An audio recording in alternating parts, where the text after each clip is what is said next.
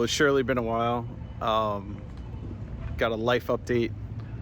Definitely got a car update, or 2 or 5, and just a ton in between. Well, a lot has changed on the 35, and there's a lot more to come. So a while back I bought a set of TE37s for the R35, 20 by 10 in the front, 20 by 11 in the rear. They came from Yahoo Japan auctions. I actually bought them in red, so they're TE37 Ultras. The red color, I guess, can go with some colors of the 35. I didn't really like it, so of course they went straight to Sensei 6 and I chromed them. So Chromed TE37s, there's a couple sets on R35s, at least in the US, but none on a silica brass 45th anniversary. So it's a bit of a juxtaposition, right? You got the gold car with the silver chrome wheels. It's a little different, and that was the whole point. There's a lot of like random chrome accents on the car that made me think this was a smart idea. I know the tailpipes are polished, but here in the front of the car there's a few bits. Yeah, just a lot of silver accents, right? The headlights for sure, the ring around the front grille, those things kind of matched up. So I was like, you know, let's see if chrome will work, and I think chrome works. So tire wise, I went with the Falken FK510. Thanks Falken for the hookup, continuing the relationship there.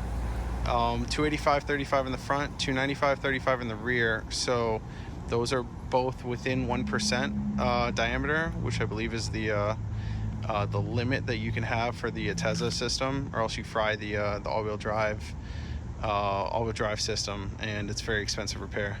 So you might notice the car's a little lower, not much lower, but it's lower. So if you go on any of the GTR forums, which I recommend you don't if you have one of these cars, because it's full of misinformation and old idiots, but if you do and sift through it long enough, you'll see that Swift springs are pretty well regarded. The problem is everyone hates on the Swift Sport set of springs that comes for the 08 to 2011 or 2012 version of the car. That usually has a ton of rake, so it's about 1.1 inches in the front.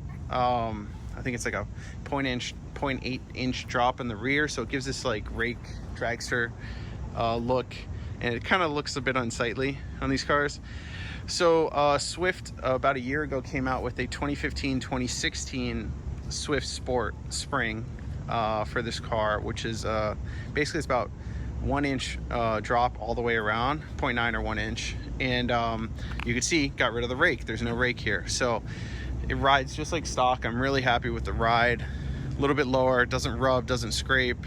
I guess when you have 2 people in the car on soft damper mode, it does. You'll hear an occasional ch-ch, you know, when you go over a big bump. But let's see what else I did. Put on endless pads, new rotors, just the stock Brembo rotors, nothing special. And yeah, I cleaned up some stuff in the interior. That's worth noting as well. You might have seen that from the first video. So on the inside, you might have remembered a sizable tear in the bolster when I first got the car.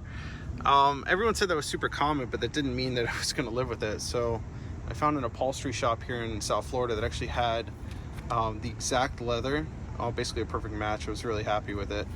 You can't even tell. Just fits in with the rest of the leather. It's a perfect match. Really, really happy. So seat looks great now. So this is what I'm calling step 1 complete. This is my daily. It's a perfect daily driver. 24,000 miles. I think I put 4,000 miles on it since I got it. This will be my second oil change coming up here. Just really happy. I mean, you didn't think we were gonna keep this car this stock forever, right? Like, no, of course not. No, we got crazy stuff in the pipeline. You know, 1 of 1 in the US is what's gonna be coming. I can't wait to tell you about it. This whole thing's gonna be forever changed with a full Nismo CRS kit. It will be the first one in the world in this color. Silica brass, 45th anniversary car. This will be the first one in the world that runs a full silica, full Nismo CRS kit. So what changes? Well, let's see. Front diffuser, front lip, front fenders, front hood, which is carbon. Fenders are fiberglass. Side skirts, rear flicks, rear diffuser strakes, and rear wing add-on. So I ordered the whole kit through Jesse, direct from Nismo. The price is insane. If you guys really want to buy parts from Japan, do it now. The yen has never been this low compared to the dollar.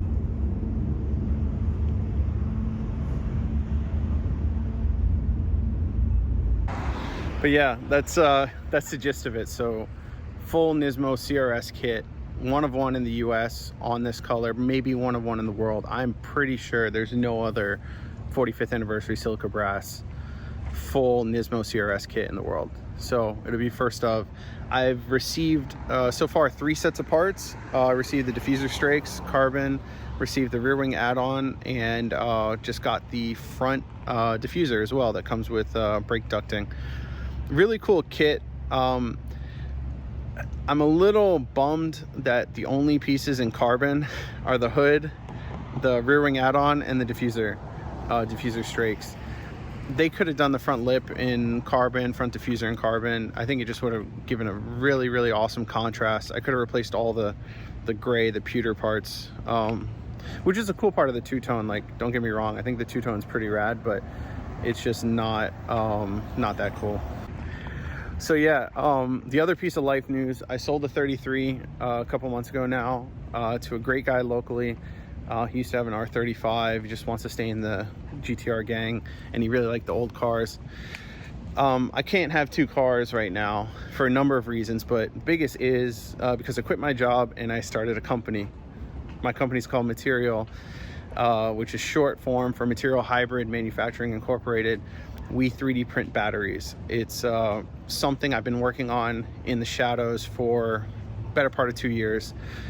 With my co-founder, Dr. Chris Reyes, and my other co-founder, Miles Dotson. We've just been musing on this, trying to hone in on what we thought the actual applicability was and what we wanted to commercialize, and we're here now. So we raised about $800K US. So we got some runway through our pre-seed, and we just kicked off our seed raise here, which early in the month, May 1st.